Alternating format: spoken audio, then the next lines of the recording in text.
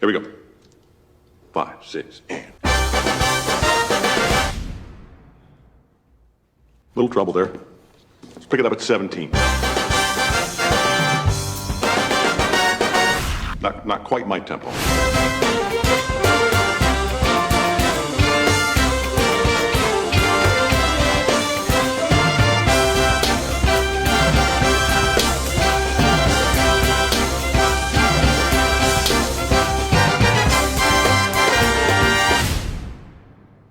I want to be one of the greats.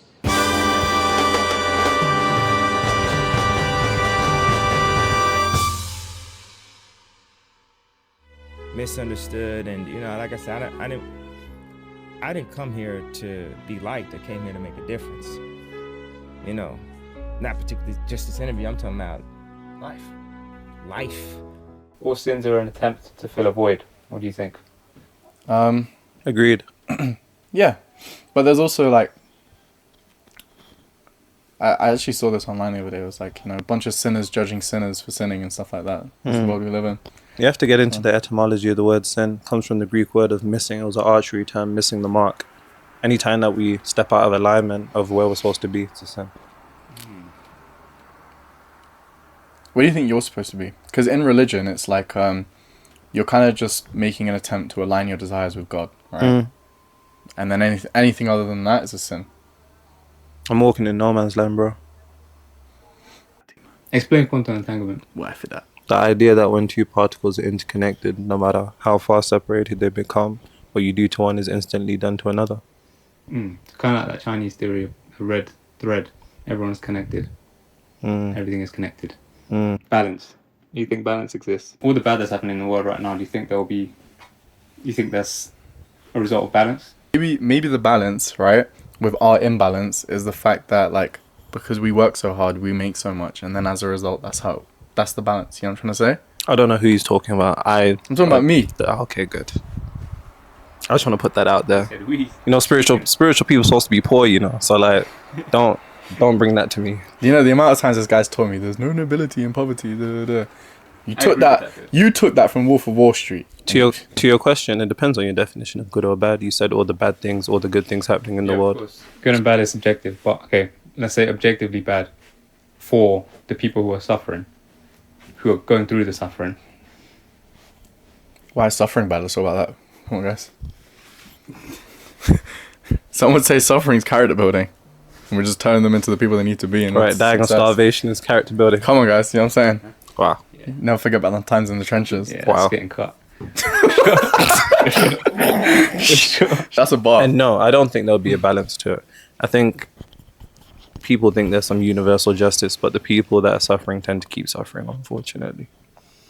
So you don't think that there's a period of good that offsets the period of bad at some point? Because we don't have a cosmic perspective. So 300,000 years from now, they could be in the same area, the same people, ancestors, the descendants of the people from now. You're really good looking, Oh, thanks, bro. Bombarus. On the bed as well, with next man. That's a why, just but saying. I'll take it. Yeah, so you don't think there will be offset by period of good?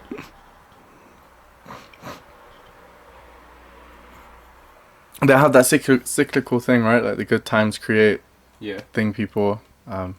Is it weak people? Weak people create Soft times. Soft men create. Oh yeah. Times. Anyway, yeah. There's that type of thing. I guess you could say Pause. balance, right? Pause. What? What? What did I say?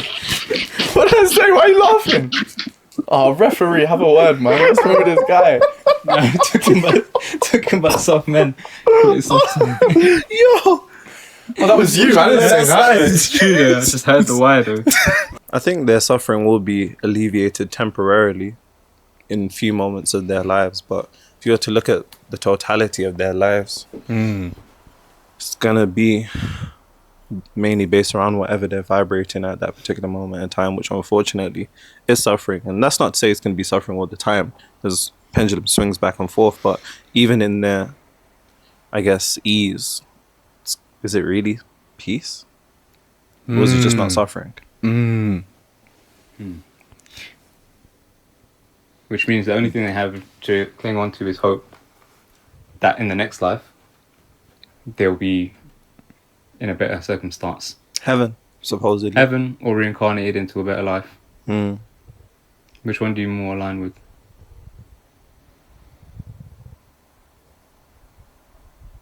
Probably both. He's already a lizard, fam, so man's already come back once. I think whatever frequency you leave the earth at, you'll enter a particular state of existence that reflects that, just outside of the confinements of this third dimensional realm. But I also think you would have the potentiality to reincarnate if you want. So it's a choice. I think the only way you can get to heaven is if you live in heaven on earth. And the only way you can get to hell is if you live in hell on earth, which is unfortunate. Let's talk about Christ consciousness then. That's the second coming. No pauses there. Damn. There's no whys in God, bro. Cosmic pause. The second... Cosmic pause is crazy. Second arrival of Christ consciousness. Krishna consciousness. Buddha consciousness. Buddhist consciousness. Do you think that's attainable for every human? Yeah. And what's the Attainable difference? for every human, but that doesn't mean everyone will. Equal opportunity, not equal outcome. Equal opportunity. So what do you think about that? Do you think that's innate then? Because I remember talking about this with Milan, right? So let's say, for example, what it takes for someone like, let's say, I'll just only speak for myself, right? So for someone like me, let's say, to receive a message that would elevate my level of consciousness, let's say there's 1,000 ways in this hypothetical scenario. There's 1,000 ways to receive that message. For me, if that message is delivered in 900 out of 1,000 ways, I'm going to receive it and elevate my consciousness, right? But there are some people on earth where there's only 5 out of 1,000 ways that they can take that message and elevate their consciousness. Like, doesn't that mean it's not equal opportunity? I guess you could argue energetically no. But then it is equal because each of us energetically have equal opportunity to shift between frequencies. We may be in a frequency which can limit the message we can extract, but we all have the same potentiality to shift between frequencies. Yeah, I agree, but what does that mean for the people that can receive the message easier than those that can't? I mean, that's on the basis that there is one message to receive, is there? No, that's what I'm saying. There's 1,000 ways to receive that message, hypothetically. There could be like a billion in 1,000 the real ways world. to receive the message, but you say the message is the same thing. Yeah, the message is the same thing. It's just delivered, let's say, in this world, in this hypothetical situation, 1,000 different ways. And some people, I'll say like myself, can receive it in 800 out of those 1,000 ways. But some people, it's a lot harder to push them over the edge, right? In a sense where they might only be able to receive it in 5 out of 1,000 different ways. So that seems unfair to me. There are some people that, for example, don't get what I get as quickly as I could get it. And even then, that's not to brag and say like, oh, I'm smarter. Da, da, da, da. It's more so to say that, like, I think my level of openness to not just being wrong, but to other scenarios and situations and stuff like that, or to other ideas, my bar is a lot lower to being open to it as opposed to everyone. And to a don't you bunch of think other that people. that's a choice that you've made? Yeah, So is that not a choice that everybody has? yeah, but everyone starts in a position where they're not open to it. Precisely. But then you have to make the choice to be. Which means, even on the basis of what you said, the frequency that you're in is determined by the particular degree of open-mindedness that you have, which is an inherent decision that you made. So you're saying people... All of us are born in religious systems, but some of us shift in and out on the basis of being open-minded. If you choose not to be open-minded, then you're also choosing to be within that particular frequency, which means you're also choosing to determine what you're able to extract from this message. So you're saying people make the conscious decision to not hear a message out if they don't want to hear it? No, I'm saying people make a conscious decision to be open-minded, and then that determines the message you hear. I think what you said is true as well. I think people consciously close their mind too. Yeah, that's what I'm saying. So the same way people have to consciously open their heart to different ideas is the same way that they must consciously close their heart to new ideas as well. And the fact that it's conscious means it's a decision, right? Yeah, but do you think that's conscious? And even then, bro, like those people that Of course those it has people to that be have never conscious. opened their heart or opened their mind to potential new ideas, they don't know any better. Of It's course. like, for example, you don't know what you don't know. Of course. So they don't know what a world is like where they've opened up their mind to new possibilities. But none of us do. Yeah. And then doesn't your environment dictate how open your mind can be? All of us have to bypass some type of 100%. cognitive dissonance Like, regardless of how open-minded any of us were, when you first look at something that's outside your belief system, you're like, what the fuck is this? This is some bullshit. It don't make no sense. But then you have to persist. Yeah. And that in of itself is the decision. Yeah, the persistence. That's true. So yeah, what we were saying earlier, there's a lot of people that will open their minds just to close it later on. And It's because they're not seeking the truth, they're seeking comfortability. yeah, but in some ways I think that is actually somewhat of a conscious choice to live an easier life. Yeah, I think so too. Most definitely. Because comfortability makes sense. Yeah. It's not easy to actually be open-minded. Yeah, it's not. It's a painful decision mentally. Because, of course, you have to be able to stand around people and be a contrarian. That's not easy. It's not how humans are wired. Everybody's wired to conform, hence why punishment was exile. Because it signals to your basal ganglia that you're basically dead. So it's not easy, but it's a decision nonetheless. What did they say? Hard choices, easy life, easy choices, hard life, or some shit like that. Yeah. Yeah, it's true. The identity thing is true. That's what I think about the most. Everyone attaches their identity to their belief system. So the moment you show them behind the veil, then it kind of rips that away from them. That's why the Buddha said, hold nothing sacred. What's your favourite 40 Rules of Love? Yeah, but I think there's a lot of recency bias. Yeah. But I really like that book. What about you? Mine? It's not finished. But probably if I had to choose another one, The Spook Who Sat By the Door. It's a book about standard nigger who got hired by the CIA for diversity, ends up learning intelligence warfare, and then gives it to some local niggas and they overthrow a city temporarily. How do you think spirituality and business intertwine? I mean, for me, it's just like 90% just mindset, you know?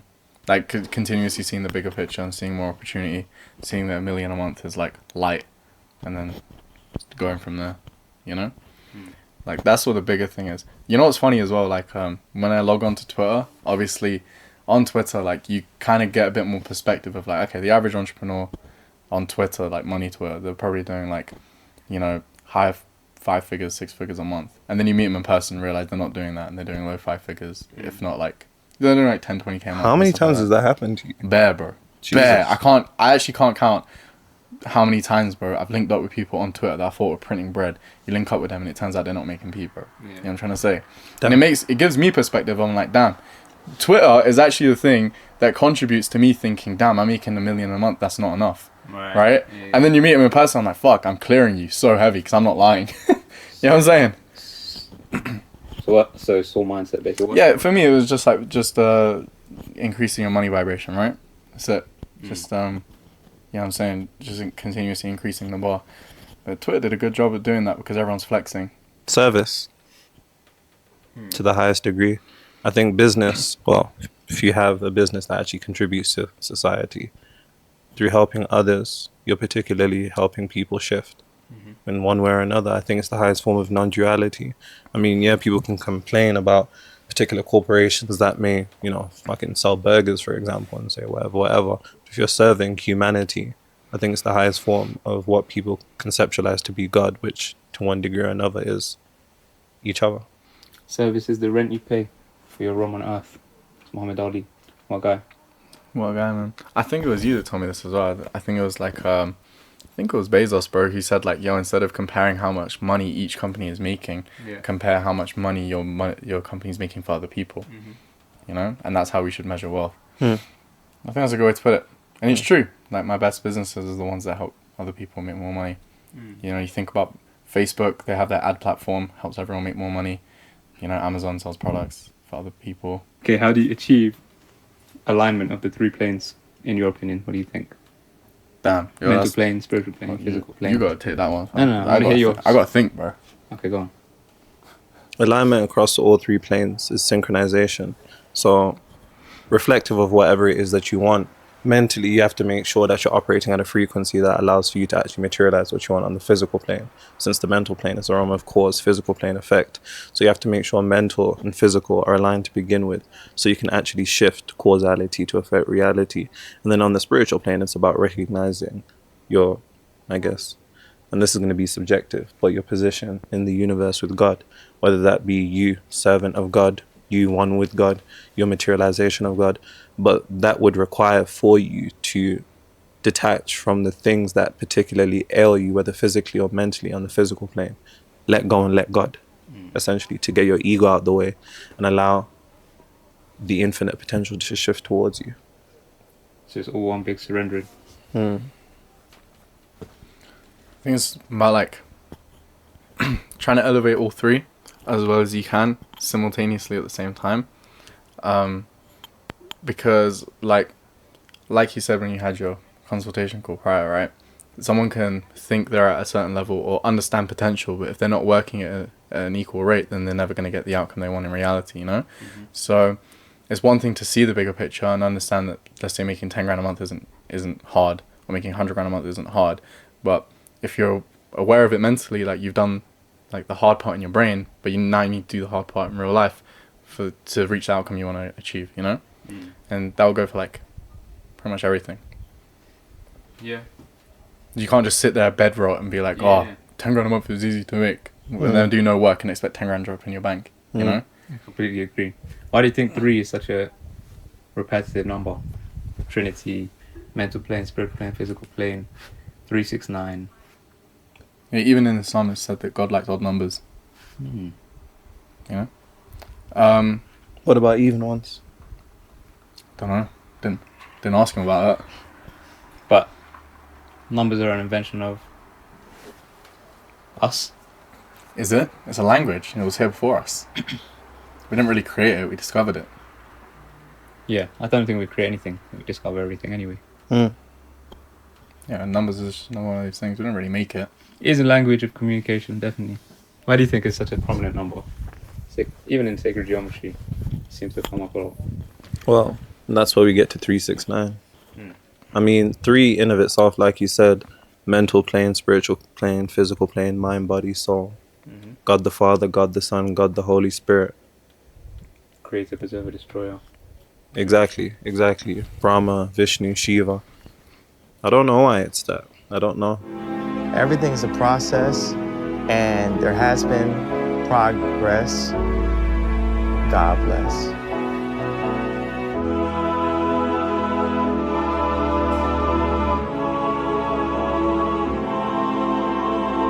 And I think the best thing about not knowing fully where you're walking is the energy that comes off of climbing your own mountain and conquering it.